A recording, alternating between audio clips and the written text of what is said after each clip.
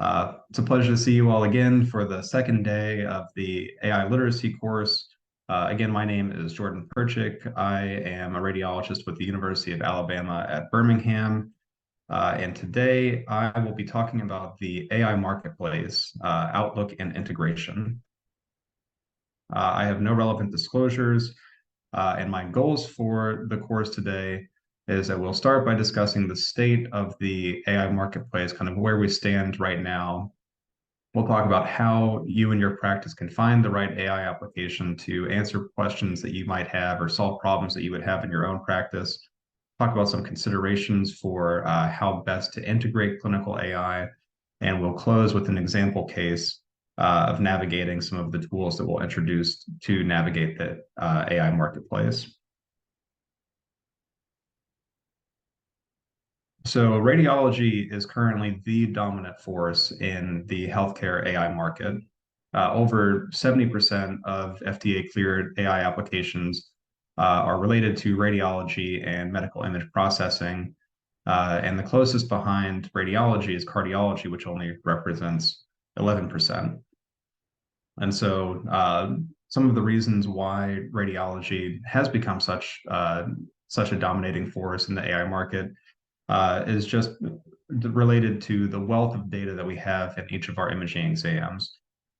So each of the steps that's involved in the radiology exam lifecycle represents another step that could be made potentially more efficient, another step for intervention for standardization, and also potentially, an opportunity for error to be introduced. So having AI being able to step in and make these processes more uniform and more automated, in theory, can make our practices safer, better, and more efficient. Additionally, in radiology, we have large numbers of anonymized data sets. This is something that's not really available in other specialties that we're able to work with thousands and tens of thousands of anonymized chest X-rays, head CTs, and other exams, and use those. That really is able to lower the bar to training some of these algorithms to work on those exams. And so this has led to an exponential growth in research and publication of AI in radiology. So currently there are over 250 radiology AI applications that are cleared for use by the FDA. These have applications across specialties and across modalities, but neuroradiology and cardiothoracic imaging are the two most prolific subspecialties in radiology. And this graphic here comes from the AI Central ACR database on FDA-cleared AI products. And you can see here it breaks down these products by subspecialty, also by the type of application, the year that it was cleared, the anatomy that it focuses on. And you can see down in the bottom middle box that there was a very slow period in the mid-2010s, and since then this has had a very significant rise over time, with more and more applications being cleared for use every year. So this gets a little bit into the philosophy of medicine and AI, but broadly, when we think about how AI is used in radiology, we can think of how an application serves one of these three purposes. So it can increase patient safety, it can improve efficiency, or it can support and augment the radiologist, and hopefully do some combination of the three. So when we think about increasing patient safety, this is referring to being able to detect subtle clinically significant findings. It could also be exams that decrease time to treatment for time-sensitive diagnoses like stroke or intracranial hemorrhage or PE. And this could also be something that could serve as a second reader. So something that could be working in the background to help us increase our confidence in our ability to make difficult diagnoses. When we talk about improving efficiencies, apologies, I have a cat with me today. It's the joy of live TV. But so improving efficiency, we have the ability to decrease turnaround time, so increasing the speed at which a radiologist can interpret an exam. And we can also decrease exam time. So some of these lengthy exams like MRIs and PET CTs that can take in the range of 30 minutes, 45 minutes, an hour to acquire the exam images could potentially be decreased to half or even a quarter of the time that's required to acquire those exams. And this can result in increased patient throughput, which means that more patients can be scanned in a day. This results in less wait times for patients, and then also results in higher revenue for the practice since they're able to do more exams in a day. Okay, you're going to have to go. I apologize. Thank you. Uh, and then this could also be decision support software for ordering providers. Uh, so much of the inefficiency that we have in the workroom comes from interruptions to our search patterns and to our workday. And a lot of that, I'm sure, with your practice as well, comes from the telephone ringing with questions about protocoling, questions about the correct exam to order. And so if you could imagine a chatbot that's able to triage some of these questions and assist our ordering providers in finding the right study and or knowing when not to order contrast, that could free up a lot of our day and potentially decrease the number of errors. And so then moving to supporting and augmenting the radiologist, this is where we get to the interpretive tools like computer-aided detection, and then also some of the more far off tools like radiomics, like we discussed yesterday. That's what we referred to as the virtual biopsy. Some of these tools that can look beyond the image and what the radiologist is able to see. And then in a more concrete terms, these can expand the services that we provide. So providing 3D reconstructions for radiation and surgical planning, and also applications that can decrease the radiologist workload, potentially in screening negative exams and helping to triage studies that are more urgent or need a more emergent interpretation. The world of AI is very broad when it comes to the tools that are currently available. The two main ways that the FDA breaks down AI products is into a category called medical image management and processing systems, or MIMPS, and computer-aided detection. So broadly, computer-aided detection are tools that are going to be involved in the interpretive process. So these are tools that are actively helping the radiologist interpret exams. And medical image management and processing is kind of a larger catch-all term that's referring to both image processing tools, but also some of the other non-interpretive steps in the radiology exam process. So computer-aided detection can also be broken down into three distinct categories. One of these being computer-aided detection, which is a tool that helps to detect a finding, computer-aided diagnosis, which has a further level of complexity that is able to detect a finding, but also provide diagnostic assistance. And then computer-aided triage, which is integrated with the work list and can identify more emergent findings and help to triage those to bring them to the top of the work list for more emergent interpretation. Another way to break these down is to think of them in terms of interpretive versus non-interpretive. So interpretive applications, in addition to computer-aided detection, could be those that assist the radiologist in interpretation. So these could be applications that provide automated segmentations of the liver and can tell you if there's hepatomegaly. They might be applications that can automatically detect or quantify liver iron or liver fat, but not necessarily, or these would be assisting in the interpretive process, but they wouldn't necessarily be qualified by computer-aided detection by the FDA. Whereas non-interpretive process would be more along those, would be more related to those image processing applications that can increase exam quality and exam speed. And we can also think of applications in terms of upstream and downstream. So where in the radiology exam process do they take place? Are they before the images are acquired and interpreted, which would mean that they were upstream? Or does it function after the exam is acquired and interpreted? That would be downstream. And then we can also think about the different ways that we pay for AI. So one-time purchase is not a particularly common method in AI just because these algorithms are very complex and they often require maintenance and updates. So the more common ways that you'll see to pay for AI would be the subscription model where you have an installation fee and then a recurring fee over time. And then you can also pay for the number of licenses that you have for a product, or you can also use a pay-per-click model, which is where you pay for each time that the AI algorithm is used. And so currently, radiology bears most of the responsibility for purchasing and paying for these AI applications because so many of these are primarily related to radiology. But it's not hard to imagine that there are applications that would be relevant and very useful for other specialties as well. So if you think about a application that detects stroke on CT images and can decrease time to treatment, then this could be potentially something that would be of interest not only to the radiology department, but also to the neurology department or the emergency medicine department.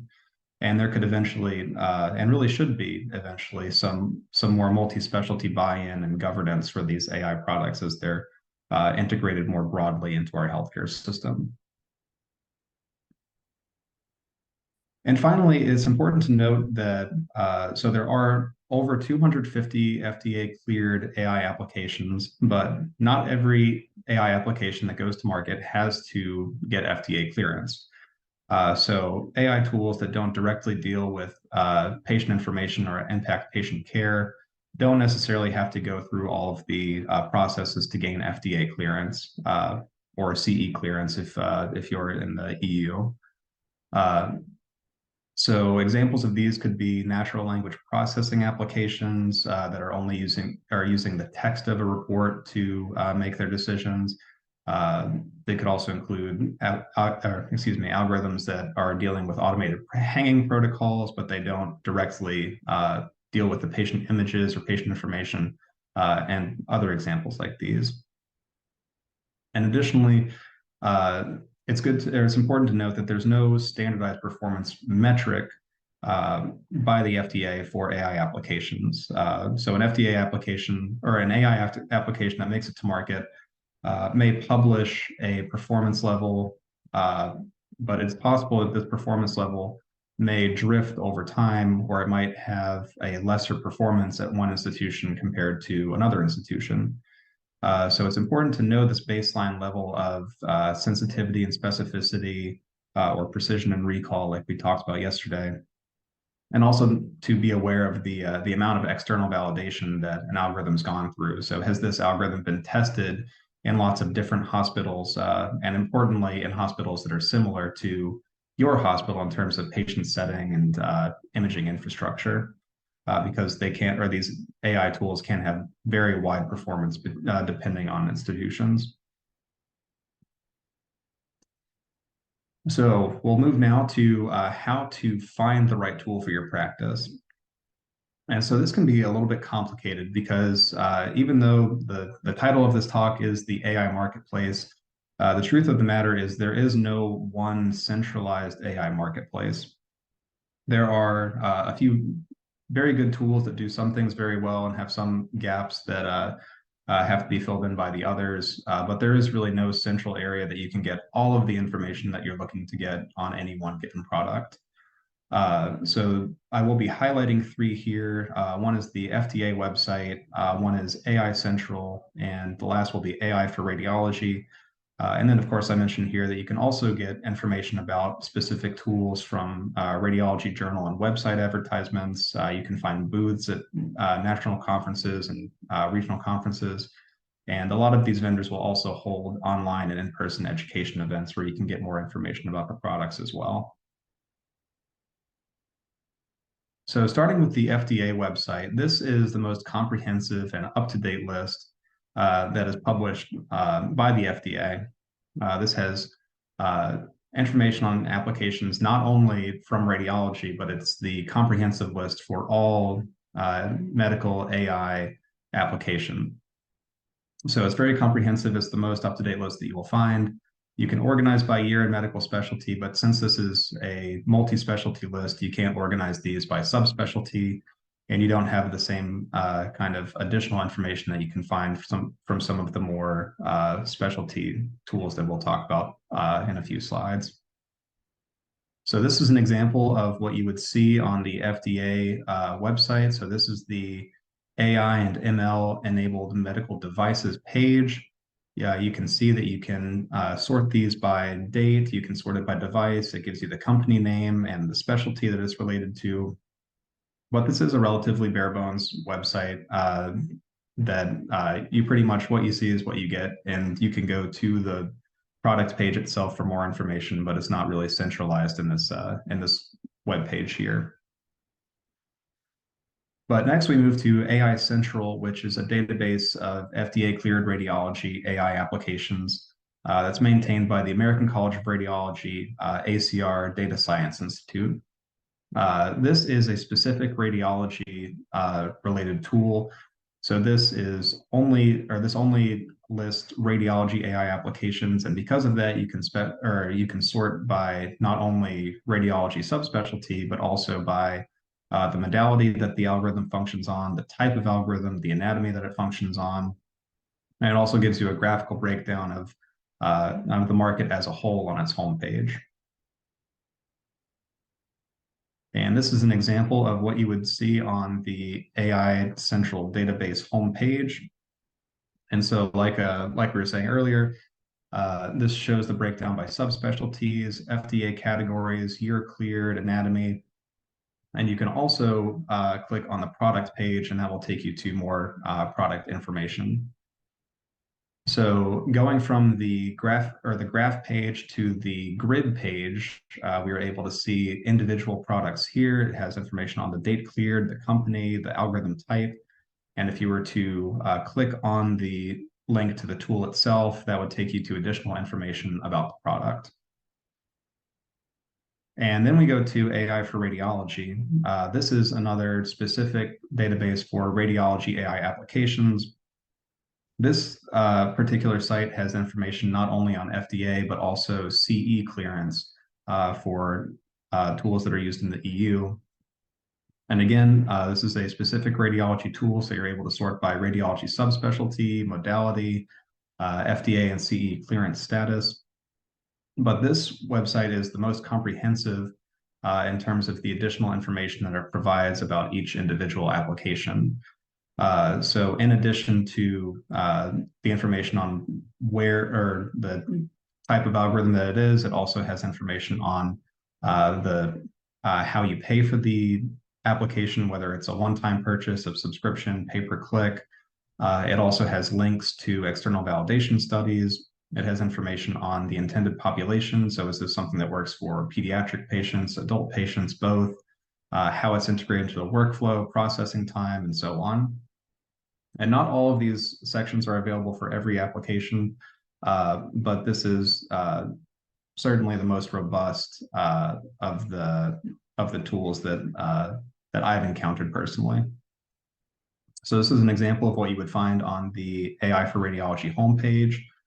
You can see that you have the individual tools listed here, as well as the FDA and CE clearance status, and a brief synopsis of what the application does. And if we were to click on the Read More page, this would take us to a product information page where we have a lot of additional information on the product, the company that publishes the product, subspecialty, processing time, the number of current paying users, and importantly, it also has links here to the external validation studies. So if you're looking for information about how well the application performs outside of its own training data, this is very helpful information to have.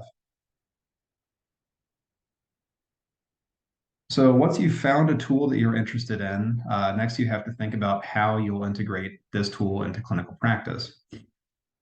So this is something that has to be done meticulously, and you have to have a defined step-by-step process when you are looking to bring in a new technology like a new AI algorithm. So you have to start with an audit of your own of your own imaging infrastructure at your institution. That includes not only knowing what kind of hardware you have in terms of what kinds of scanners, the age of the scanners, the vendor, but also knowing your software infrastructure. So being sure that you are aware of what types of or what type of packs you have and whether this is going to be compatible with the AI tool that you're looking to purchase. So this is going to require communication with your PACS vendor, communication with your on-site IT team, as well as ensuring that your data security and the data security of the vendor are going to be compatible, and also we're not going to be opening up your patients to additional threats from data breaches. And you'll also require uh, a team to oversee the rollout of the AI products. So this would be your informatics leaders. So these would be your in-department staff who would be managing your AI performance. So you would want people who are well-versed in clinical AI, who are able to perform a systematic review of the applications when they're being considered, and also be able to perform quality assurance tasks to ensure that we're not having evidence of bias or drift or degraded performance over time, and also maintain contact with the AI vendors for in case any of these issues do come up. It's important to note that even as AI is more widely integrated, the vast majority of radiologists, even those who are currently using AI, have not had uh, proper dedicated AI training. At a minimum, radiologists who are using AI tools need to be educated on the daily operation of the AI tool. They need to be made aware of how the application is integrated into workflow, and they need to be educated on recognizing and managing false positives and false negatives when they occur. Most of these tools can be deployed in a small stage setting. So having a small group of super users who are able to have a trial period with the tool to triage problems that might come up and to provide feedback to the vendors to optimize the rollout of these products. And this is a very important step that not only is this going to be helpful to ensure that the AI tool answers the product that you or answers the problem that you need it to, but it also is going to ensure that the product is performing well on your data at your own institution. And then finally, of course, you want to know how much does this product cost? So this is where you really look into the payment schema and try to determine how much this is going to cost for the initial installation and then on a recurring basis. And you also want to determine how you are going to determine return on investment. So the traditional way that we think about return on investment in medicine doesn't really apply as much for AI. So this model of having a billable CPT code, these are becoming more commonplace in radiology, but the vast majority of the roles that AI can play are not things that would be reimbursed with a CPT code. So these would be considered more soft returns like decreased turnaround time, increasing patient throughput, and increasing radiologist satisfaction and decreasing workload. So, excuse me. So ensuring that you know what metrics you're going to be looking for uh, to determine if this is a tool that is providing value and is worth continuing your investment. That's something that you need to have established before you invest in the product, and something that you're going to be able to track over time. So we will close this session with an example case. So imagine if you will, that you are in a practice and you are looking for an AI application that is going to be able to detect fractures on radiograph. So before you start looking for your product, you want to determine the need for a product. So this could be an audit of your radiographs that were performed in the last month, last 3 months, last year, and determining what your turnaround time was, determining the rate of missed fractures, uh, and determining how valuable having an AI tool would be to decrease whatever problem that you were trying to solve. Then you can determine the cost of the product, and that's going to be determining the payment schema, whether this is going to be a one-time cost, recurring cost, pay per click, and then also how you're going to gauge return on investment, whether that's going to be decreasing turnaround time, decreasing miss rate, or increasing radiologist satisfaction. And then finally, you'll want to assemble your evaluation team, and that's going to be your multidisciplinary team, including IT, administration, and radiologists. You're going to be able to assess how ready your practice is to bring in this AI tool to make sure that your hardware and software are going to be compatible, to determine what kind of training you're going to need for your radiologist, and so on. And so now, once you've laid this foundation, this is when you can start reviewing your available tools.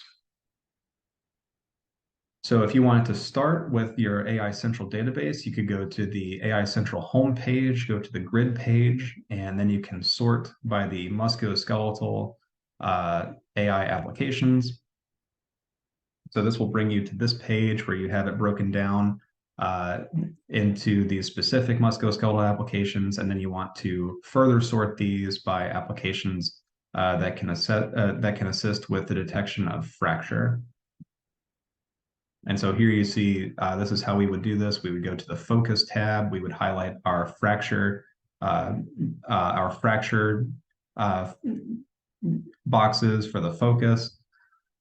And then this would narrow our search down from the 252 applications that are currently available in the AI Central database down to 2 that we would be looking to compare. So now that we've narrowed down these applications, now we can go to our AI for Radiology homepage, and we can look up these 2 tools individually. And from here, we can see the differences in terms of how the tools are integrated. We can see the differences in processing time. We can see the differences in the level of external validation. And depending on the needs of your practice, you would be able to hopefully use this information to see which tool might be the better fit, and then also reach out to these vendors personally and see if you can get some hands-on experience with these to see which is going to be the better fit. So when we're comparing AI products, we want to compare them in terms of functionality, how easy they are to integrate into workflow, how user-friendly the finding notifications are. Does this integrate into the work list, or is this something that's going to be in a separate window? We want to evaluate how well the application performs. So this would be the precision, recall, and accuracy. And also we want to be aware of the level of validation that the tool has. And then, of course, we want to compare the cost. So which is going to be more cost effective, and how are we going to determine return on investment? And then, of course, and this cannot be overstated, but ease of use has to be a primary consideration with these, because if a tool is not easy to use, even if it's perfect, it will not be used appropriately. So bringing in AI tools has to be a discussion. You have to have a discussion with your stakeholders, including your physician and non-physician representatives. It's important to have a trial period to ensure that the tool functions well on your hardware and software and functions as expected with your patient population. And this progressive rollout can be a good way to triage problems as they occur and hopefully make the broader rollout a lot smoother. So at each stage in the rollout, you want to be answering these questions. Did we find any issues during the trial period? Do we have any issues with workflow integration? Is everything functioning as expected? And how are we dealing with any new workflow tasks that come up? So the AI tool might be solving a problem, but we also want to make sure that it's not introducing more problems.